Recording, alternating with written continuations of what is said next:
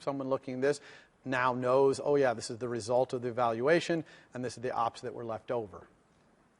Okay? All right.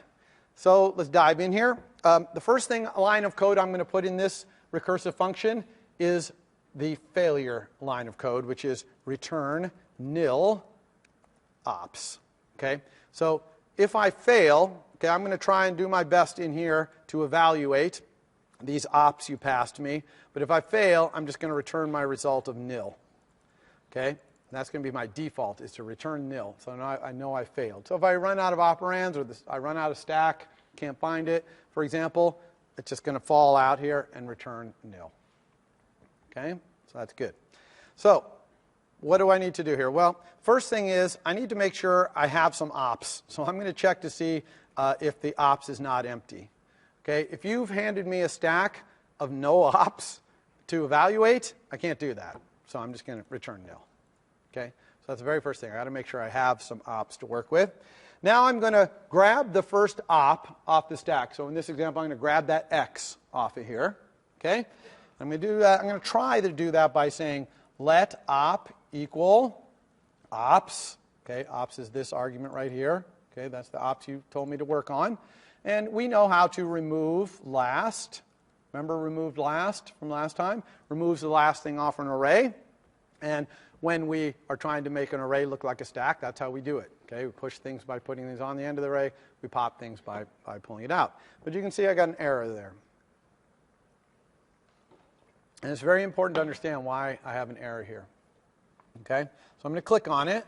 We're going to read what it says. It says immutable value of type array of op only has a mutating member named remove last. Okay, well this is kind of a formal way of saying you can't do remove last on ops because ops is immutable. It's read only. You cannot mutate it. You cannot change it. Okay, why is ops read only? Well, there's two things to think about here. One is when you pass arguments into functions, unless it's a class that you're passing, unless you're passing an instance of a class, the thing you pass is copied. Okay? It's very important to understand that. That's passed by value. You're used to it in other languages. Most languages do this. Passed by value. Arrays and dictionaries are not classes. They're not classes in Swift. They're structs. You know, like a C struct. Okay? Arrays and dictionaries are structs. Structs in Swift look a lot like classes. They have functions. They can even have properties that have storage. They're almost identical to a class, really. The only two huge differences between structs and classes, one is that classes can have inheritance and structs cannot. Okay? But number two is that structs are passed by value and classes are passed by reference.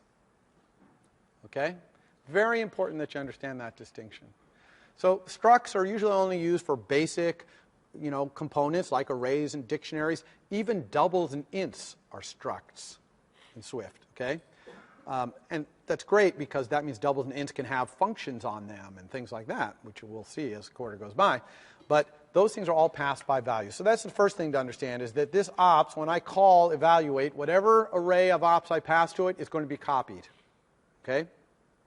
The second thing to understand here is that there's kind of an implicit let in front of all things you pass. In other words, they're read-only.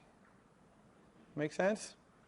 And a read-only array can't be mutated. You can't append things to it. You can't remove things from it because it's read-only. Now, I can actually put the word var here. Okay? If I put the word var here, then ops inside here, look, no error. Ops is a mutable array. It's still a copy, though. So they copied it and made it mutable. And now, inside here, I have a mutable copy to work with. Now, I'm not a big fan of doing that, okay, of putting var up here. I think it's a little confusing for readers of the code to understand exactly what's going on there. So I'm not going to do that. Instead, I'm going to make a local variable here, which I'm going to call remaining ops. And I'm going to set it equal to ops. Now, when you set equals like this, that copies it if it's not a class. Classes are all by reference, exactly what you would think. But anything else, structs or enums or anything else, when you do equals here, this is actually going to make a copy of this and put it in here. And since it's a var, it's going to be mutable. Okay? So now I have a mutable array of ops, and now I can say remaining ops, remove the last one. And now I truly do have the remaining ops. I've removed the first thing in there. Okay, everyone understand that little tidbit there? Yeah. So there's like a unseen let in front of the ops. Yeah. Like, why isn't that let in front of doubles and like ints or strings? It is. So the question is, why is there not kind of an unseen let in front of all arguments? Pretty much all arguments to functions kind of have that unseen let in there. They're all read-only. Okay? So, and you could put var in front of any one and turn it into a mutable copy of it that you could use locally. But you can only use it locally. It's not that great a thing. Okay? Now, there is a way to pass by value things back out, but I'm not even going to talk about that. Okay? You can read about it. It's this in-out thing. I'm not even going to talk about it. I really think it's better to stay within the value, pass by value and pass by reference parameters. I think we get more readable code that way. But there is a way I'm not going to talk about to do in-out, basically, parameters that go in-out. Yeah. Is there any way to pass by reference? Because if ops were a huge array, we just copied it 3 times. Yeah, that's what I just said. There is a way to pass it kind of by reference, in-out. You know, you pass it in, you modify it, and then it'll come back out when it's done at the end. So it's kind of like by reference. But the other thing you said is, oh, this is terrible. I'm making 3 copies of that dang thing. This must be super slow. And the answer is no. Swift is super smart about not actually copying it until you actually make a change to it. So here, when it passes a copy in, it didn't really copy it. It just kind of passed a pointer in, but it knows that pointer is by, not by reference, is by value. And then when I copied it again here, it still didn't really copy it. Even if this array had 10,000 things in it, it didn't make 10,000 copy of it. It was only here where I actually mutate it. Now it had to make a copy. And it may not even have made an entire copy. It might have just kept track of the changes, for example. So it's super smart behind the scenes. Swift is very smart. So don't worry too much about, oh, I'm copying these things over and over. Swift is making the minimum amount of actual copying going on. Okay? All right, so now I have remaining ops here, which truly are my remaining ops, okay, because I've removed the top one, the x, off the top. So now I've got all the remaining ops in this local variable here called remaining ops. Okay, now what am I going to do with this op that I pulled off, this one on the top, the x? Well, I'm going to get the associated value from the enum, okay, either this or these or this. And how do I do that? I use switch. Okay, I told you that switch is really important, and now you're seeing that switch is really important. Switch is how you pull things out, associated values, out of enums. So I'm just going to switch on the op. Okay, this is the op that I pulled off the top, that x from the thing we did on the board. And I'm just going to look at all the cases. So I have a case operand. Okay, notice that it puts a little dot here because it's really op.operand, and it's using type inference to know that it's op.operand, right? It's op.operand, but it doesn't need the op there. And here it's asking, in this space, what do you want to do with the associated value if you're handling this case where the enum is operand? Okay? Well, I want to let that associated value be assigned to a constant called operand. Okay? And yes, I could put var here, which would do the same thing, except for I could then change the thing in here, but I almost never want to do this, almost always let. So let operand means that inside the handling of this case, okay, this case of the switch, inside here, operand is going to have the associated value of the operand. Okay? Ooh, that's exactly what I want. I'm just going to return. Right now, I have to return this tuple right here. So I'm going to return the operand. That's the result. Okay? When I go here and I encounter that next one down, which was a 4, I got a 4. I can just return that result to evaluate this one. And I also, though, have to return the remaining ops. Okay? So I'm just returning the two values of this tuple. Notice I don't have to put result, colon, and remaining opt, colon in here. It knows that those match, and so it's just doing it. All right? Make sense?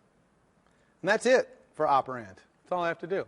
It's kind of, in the recursion, it's kind of an end case. Yeah. Is remaining opt stored in the stack or heap? This one here or this one here? Well, in general, are Swift structs like last? Okay, so the question is, when I do something like this, where is remaining ops? Is it in the heap? Is it on the stack? And the thing is, that's implementation detail.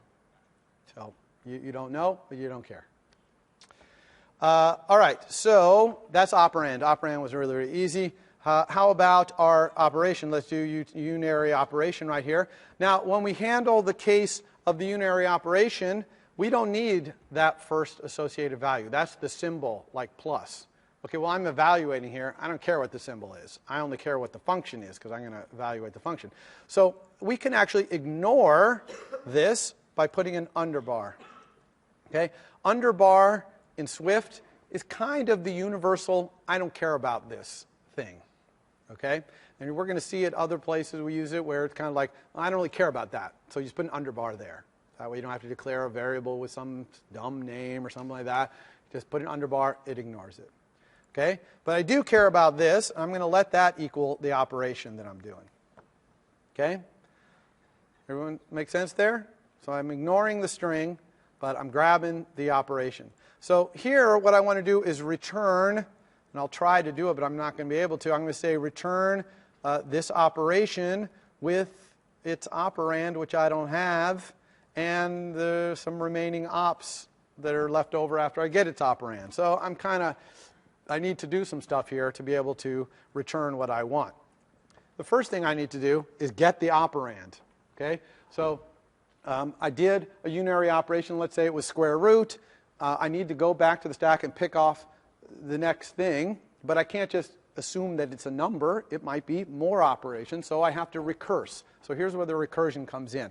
And now I'm going to show you how to call a function that returns a tuple and get its value out. So this is important.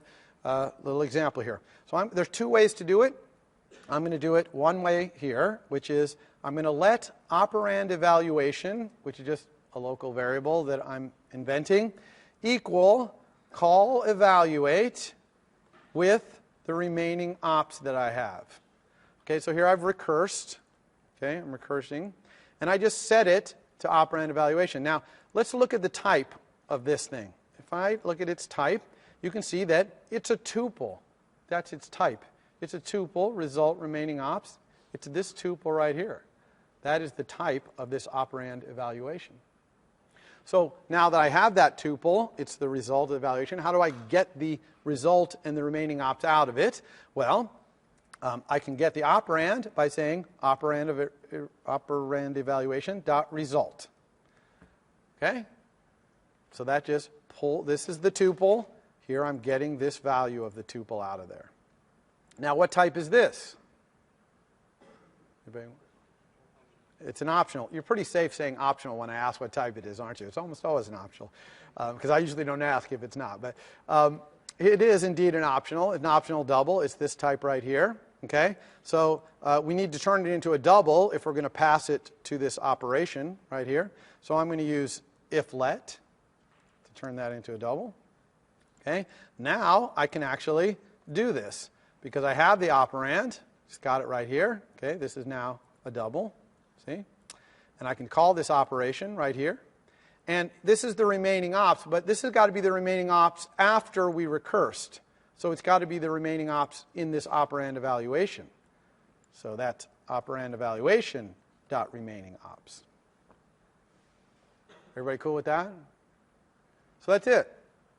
Let's just recurse. We just recursed to evaluate that. If this fails, if this recursion returned nil, then if let's not going to happen, this return is not going to happen. We're going to fall all the way out and return nil, which is what we want. Okay? If we fail in any of our recursive attempts to get the operands we need, we got to fail all the way up to the top level. Okay, now binary operation. Let's do binary here, case, binary. obviously, same exact thing here. We don't care about that. And here we're going to let operation. And we're going to do exactly the same thing we did here, but we just have to do it twice because we got two operands to do through here. So let's let our op1 evaluation equal evaluate with our remaining ops. Okay? And then if we can let operand 1 equal the op1 evaluation result, okay, then we got op1, that's good. So now let's let op2 evaluation equal recurse again with op1's remaining ops. Okay? And if we can let operand, if we can let operand 2 equal op2's evaluation result, then we can return a tuple, which is calling the operation with the two operands. Okay? And we'll have op2's evaluation remaining ops as our remaining ops. Okay? Make sense? All right. We got an error here. What is it? Okay. Yeah, so this is a good error to cover here. See, this says method must be declared private because its parameter uses a private value. And sure enough, op is private. So this has to be private. Okay? Now, notice, by the way, I don't have default : break here in this switch. And why do I not have that? Because I've handled every possible value of op. Okay? There are only 3 kinds of op. I've handled them all, so I don't need any default. It wasn't like in the other one where we had a string. We only handled a few strings. We had a default break. You don't put default break in when you handle everything. And it's really bad programming style to put a default break in every single switch. Okay? You should only put them in the ones where you truly are breaking because you can't handle every case. Okay? All right. Now, the last thing we have to do is just call this recursive version from here. And I'm going to call this one and get these tuple values a little differently. I'm not going to call it in the same way here. I'm not going to say let something equal. Instead, I'm going to say let a tuple, which has, let's say, result and remainder, equal evaluate. And I'm going to pass my whole op stack here. Okay? So this is a different way to call a function that returns a tuple. Here, you actually let a tuple equal the result. Instead of letting a single thing equal result and then using the dots to get it, you let the tuple equal it. And notice that these names don't have to be the same as these names. So result is the same, but here I use the word remainder instead of the word remaining ops. Okay? They do not have to be the same. And then here, we just return our result. Okay? So we learned a lot right there. Okay? We learned about tuples, passing, things back to tuples in different ways. How to ignore things in the enums and when we're getting associated values, all that stuff. So hopefully you got all that. I see a few people still kind of catching up on their typing, so I'll break for a second here. So that's it. That's the entire implementation of our calculator brain. It wasn't really that bad, actually, right? Pretty simple little data structure here. Just have to say what our known ops are. You have this recursion, which, actually is quite simple, powerful code. If you're not comfortable with recursion, I can see how it might be a little bit disturbing, but go stare at it for a while and you'll get it, how it works. Okay? So now that we've got this new calculator brain, we have to use it in our old controller. Okay? Yeah, question, sorry. Do we have to let the op stack equal the remainder? Here, you mean? Yeah. Well, we're not going to use remainder. So actually, even I could put I don't care here. I only put that remainder there to show you it could have a different name, but I'm not using the remainder. I only want the result. You see? Won't the op stack contain what was previously in it before you evaluated? Yes, the op stack will be unaffected by this because the op stack is an array. Arrays are passed by value, so a copy of it gets passed into here. So this would be untouched, and which is what I want. I don't want evaluate to consume my op stack. I want to be able to call evaluate over and over and over. Okay, especially if I, let's say, introduced variable operands. Hint, that's what your homework's going to be. Then I would want to change the variable to different things and be calling it over and over with different values for the variable, for example. And then maybe next week, I could have an assignment where I'm going to make you graph such a thing, which I'm going to do. Okay? So that's why we want to do that. So anyway, yeah, remainder here can just be anything. I'm actually going to put this here because we're going to printline this in a second just so we can get a better look at what's going on. But first, let's go back to our controller and use this calculator brain, this nice model we just invented. Let's use it. Now, I'm going to show you how to get two things on screen at the same time that aren't necessarily directly related. Before, we had the storyboard, and then I went up and clicked this assistant editor right here, and it showed me the controller because the assistant editor figured out, oh, if you have the storyboard up, you probably want the controller for the scene you have selected. But here it's like, oh, I don't know what to show you. So I'm going to show you a different way to get something in here.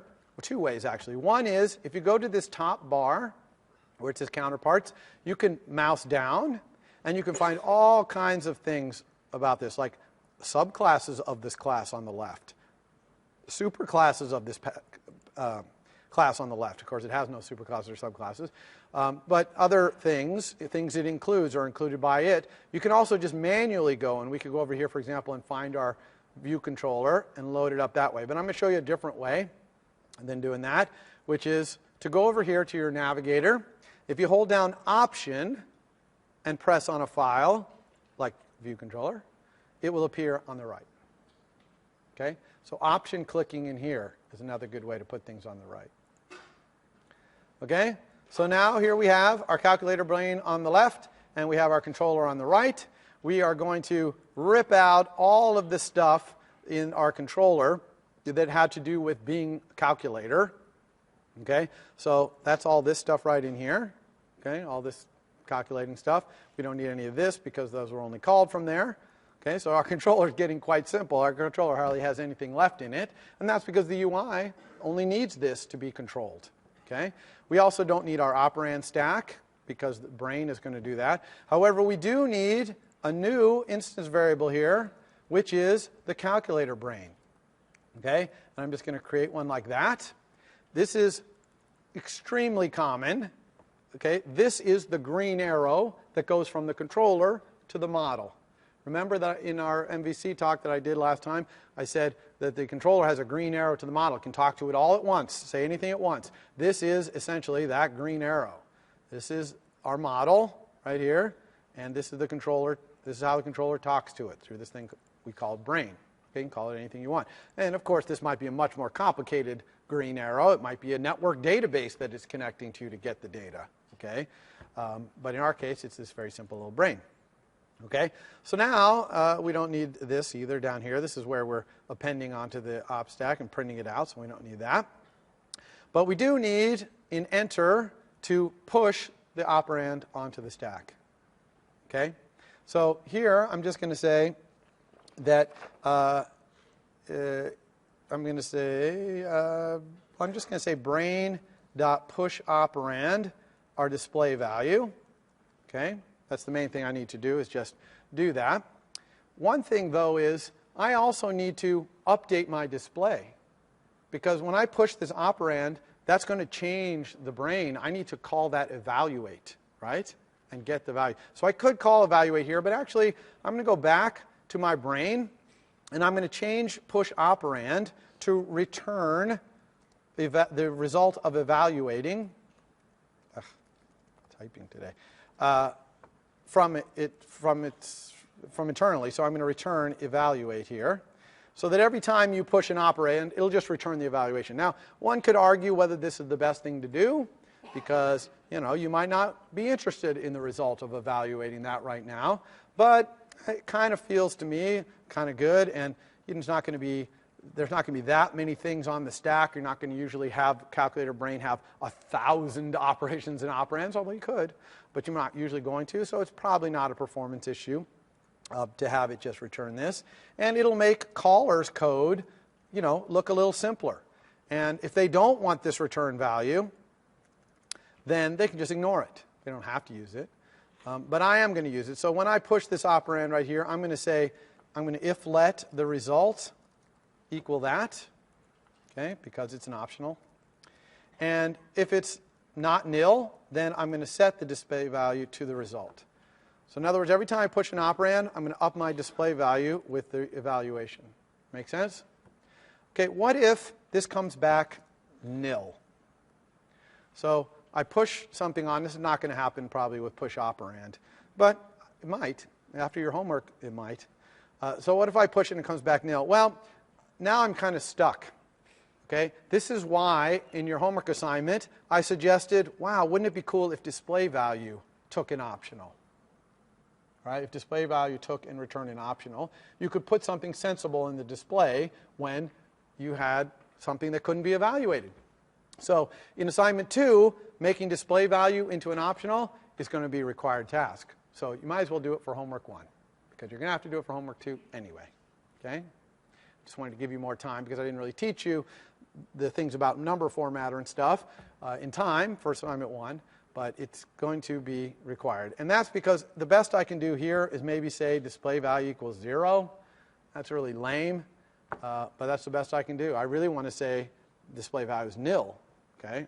I really just want to set display value equal to the result of this. And I want to have nil, clear out my display. Or in assignment 2, extra credit, maybe it puts an error message in my display.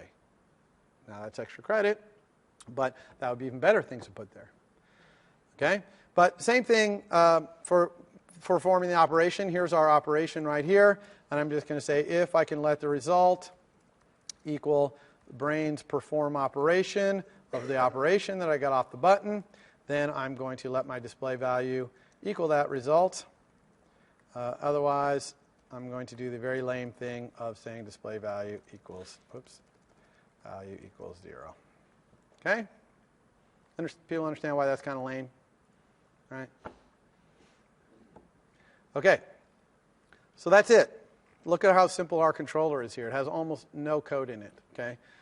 And that's really, iOS is great about that. It really is pretty good about making so you can build your UI mostly graphically so that there's very little code to control what's going on. And then even our model, which is a pretty powerful calculator right now, we could add as many functions as we wanted to it, just with one-liners here.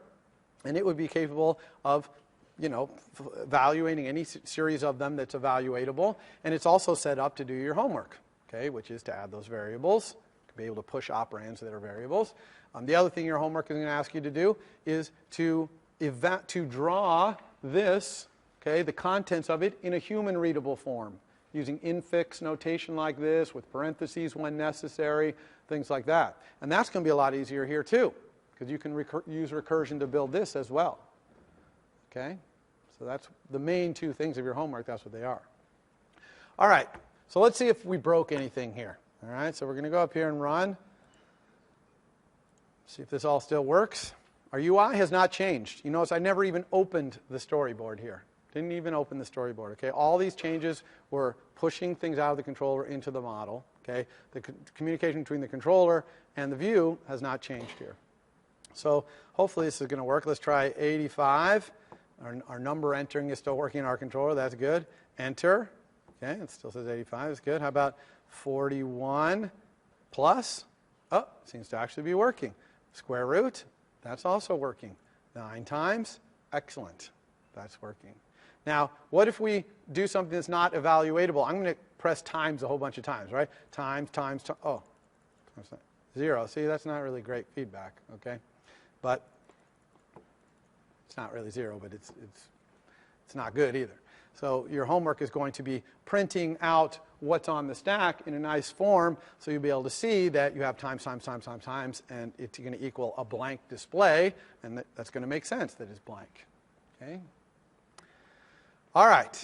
Now, I want to do one other thing here, though, just so you can really visualize what's going on, which is I want to print out, when we evaluate, I want to print out this stack. I want to print out the thing we're evaluating. I want to print out the result. And I even want to print out the remainder here so we can see what's going on. So I want to say println, and I'm going to say, I'm going to use my backslash thing here, opstack equals result with, how did I say this? With our remainder left over. Okay? So wouldn't it be cool if I could just do this? Just say, okay, the op stack evaluated equals this result with the remainder left over. Okay? Let's run that. You think that's going to work? Maybe. Let's see. Okay, so let's try putting 8 on the stack. Okay, let's make so we can see. It's over here. Where is it? It's this probably there. There it is. We don't need that one. Okay, so here is our, okay, let's command tab. It's this.